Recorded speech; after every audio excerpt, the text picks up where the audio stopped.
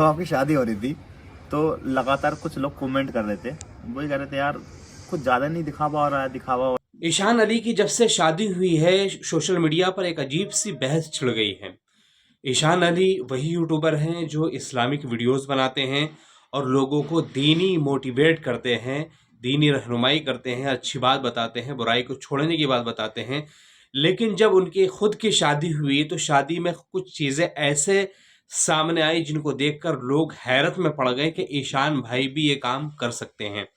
अभी फ़िलहाल मैंने एक वीडियो देखी जिसमें अरबाज़ भाई हैं, कुछ उनसे सवाल कर रहे हैं शादी के रिलेटेड कि आपकी शादी में कुछ बवाल हो गया, लोग एतराज़ कर रहे हैं।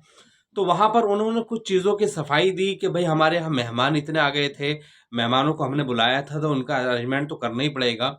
तो सबसे पहली बात आपको यहाँ ये बताता चलूँ कि आपने वलीमा किया, वलीमे में आप 2000, 3000, 5000 जितने को बुलाएं, कोई मसला नहीं है, कोई हरज नहीं है। और साथ ही साथ आप वलीमा ज़बरदस्त तरीके से करें, इस पर भी कोई एतराज़ नहीं है। कोई आपको कुछ नहीं कहेगा कि आपने वलीमा इतना तगड़ा क्यों करा। वलीमे का तो कोई मसला ही नहीं है, रिसेप्शन पार्टी का तो कोई मसला ही नहीं है। असल मसला है आपने शादी वलीमे से पहले और वलीमे के अंदर भी कुछ चीज़ें ऐसी की है जिन पर बहुत ज़्यादा लोगों को एतराज़ है। जैसे कि निकाह से पहले आपकी हल्दी की रस्म हुई और उसमें जिस तरीके से आपकी फुटेज सामने आई नाच गाने वाली, और उसके बाद अगला मसला आता है वलीमे का ही ले लीजिए। वलीमे में जब लोग आपके यार दोस्त मिलने वाले आए और जिस तरीके से आपके वलीमे की फुटेज सामने आई, दुल्हन को सामने बिठाकर और इसी तरीके से वीडियोग्राफी, ये सारी चीज़ें जो भी हुई, लोगों का एतराज़ इसी चीज़ पर है। मतलब ये है कि आपने जो काम गैर इस्लामी है उसे अंजाम दिया है। आपने क्या खर्च किया नहीं किया उससे कोई एतराज़ नहीं है, कोई मसला नहीं है। असल एतराज़ लोगों को यही है कि आपने शादी ब्याह में के ताल्लुक़ से, जो कि एक सुन्नत अमल है, एक अजीम अमल है, उसमें जो काम आपने किया है, जैसे कि नाच गाना वाली पार्टी हुई और इसी तरीके से कई सारी चीज़ें हैं, वो आप अच्छी तरीके से जानते हैं, उस पर असल एतराज़ है।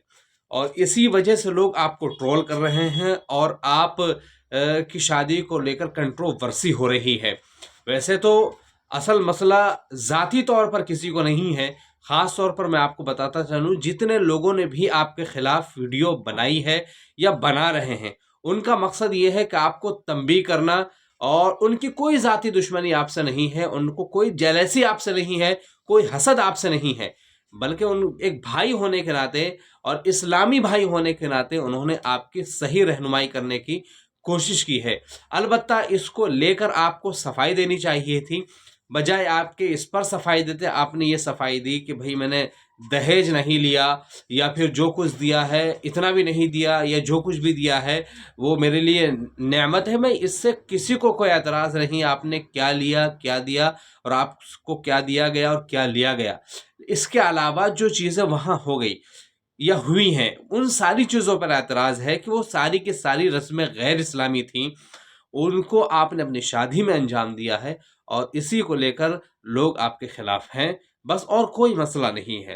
बहरहाल अरबाज़ भाई ने कुछ सवाल आपसे किए थे, तो मैं चाहता हूँ कि अपने साथियों के भी वो सवाल आपके सामने रख दूँ कि आखिर अरबाज़ भाई ने क्या सवाल आपसे किया और उस पर आपने क्या जवाब दिया। जब आपकी शादी हो रही थी तो लगातार कुछ लोग कमेंट कर रहे थे, वही कह रहे थे यार कुछ ज्यादा नहीं दिखावा हो रहा है, दिखावा हो रहा है। ईशान भाई जो जिस तरह की वीडियो बनाते हैं उनका मैसेज अलग होता है, ये होता है। पर्सनली लेवल पे अगर मुझसे पूछोगे तो मैंने भी फील किया, बट मेरा ये था, हमारी जब बात चल रही थी, मैंने देखो अगर उनका कंटेंट इस तरह का होता है तो एक तरह से सजा मिल रही है। सजा का मतलब यह है कि लोग उन्हें बात कर रहे हैं और वो बंदा बातों को ले रहा है। भाई सिंपल सी बात है कि अगर आप इस्लामिक वीडियो बनाओगे और अगर उनके हिसाब से उन्हें वो चीज अप्लाई करने को ना मिले कि यार ईशान भाई बोल रहे हैं बट ये खुद अप्लाई नहीं करते, तो उन्हें ये राइट है पूरा पूरा कहने का कि भाई आप ऐसा क्यों कर रहे हो। तो आपकी सोच क्या है कि मतलब वो उनका ये कहना है कि यार आप कहते हो दिखावा मत करो, दिखावा मत करो, लेकिन आप खुद अपनी वीडियोस में दिखावा कर रहे हो। दिखावा कौन सा किया मैंने क्या, जब मैं दूल्हा बन के क्या हेलीकॉप्टर से आया, हवाई जहाज से आया, अपने पर्सनल जेट से आया, ऐसा कुछ भी नहीं हुआ। ये मैंने फिर दहेज का क्लियर करो, कितना दहेज लिया? दहेज में मैंने कोली कार मांगी, कार नहीं ली, नहीं ली। और 10 लाख रुपए, 10 लाख, 5 लाख, 1 लाख, 10 रुपए नहीं लिए। अच्छा बाइक तो मिली होगी?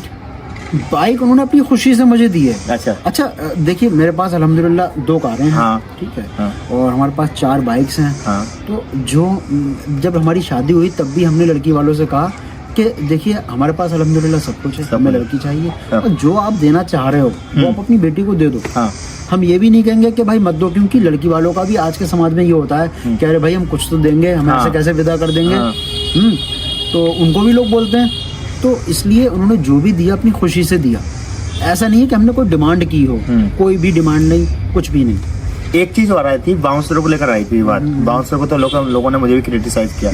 मैं उस पर भी अपना ओपिनियन रखूंगा कि उनको ये लगा कि जैसे इतने बाउंसर देखे ना उन्होंने, तो उनको ये लगा कि यार कहीं ना कहीं शो ऑफ चल रहा है, ये चल रहा है, वो चल रहा है। आप जब रिसेप्शन में थे हाँ। तो आपने देखा कितनी भीड़ थी। हाँ भीड़ जी। लोग गिफ्ट लेने के लिए लड़ते हैं, यहाँ गिफ्ट देने के लिए लोग लड़ रहे थे। मैं एक कदम बढ़ा रहा था, एक गिफ्ट लेने के लिए 10 लोग गिफ्ट दे रहे थे। तो ऐसा माहौल था। वो बाउंसर संभाले हुए थे, वरना तो पता नहीं क्या हाल होता वहाँ। बाउंसर पर थोड़ा सा मैं क्लियर करना चाहता हूँ कि कई लोगों ने कहा कि बाउंसर की जरूरत क्यों है। भाई मैं थोड़ा सा आपको ये YouTube कैसे काम करता है, Instagram कैसे काम करता है, मैं उसका एल्गोरिथम बताता हूँ आपको। वो सब लोगों ने कहा यार फैशन बना दिया।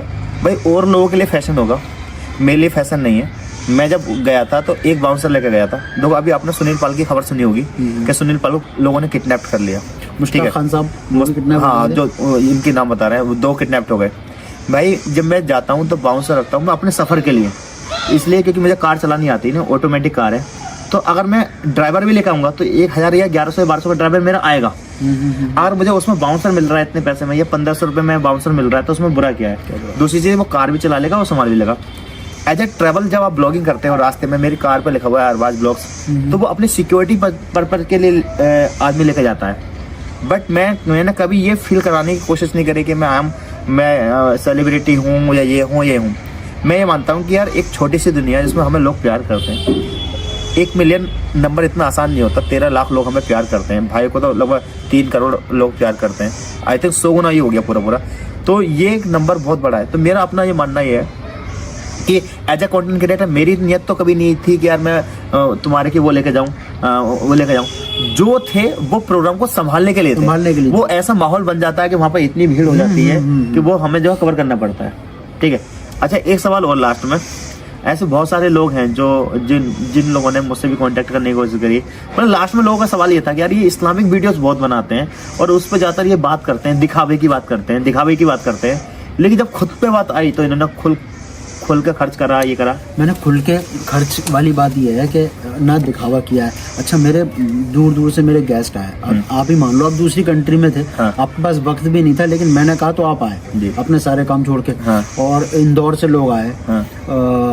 झांसी से लोग आए, मुंबई से लोग आए, दिल्ली से लोग आए। हाँ। क्या जब इतने मेहमान आ रहे हैं तो उनका इंतजाम भी तो प्रॉपर होना चाहिए। सही है। अच्छा अल्लाह भी कहता है कि जब आपके घर पे कोई मेहमान आए तो उसकी अच्छे से इज्जत करो। हाँ। वो मेहमान आता है, आपकी बलाएं आपकी मुसीबतें ले जाता है। हाँ। और अल्लाह भेजता है। हाँ। तो मेहमान की हमेशा हमारे घर वालों ने सिखाया कोई खूब इज्जत करो। हाँ। तो मैंने सिर्फ मेहमानों को सहूलियत देने के लिए एक अच्छा लॉन लिया था, उसमें प्रॉपर रूम्स लिए थे। हाँ। और अच्छे उनके खाने का इंतजाम किया था।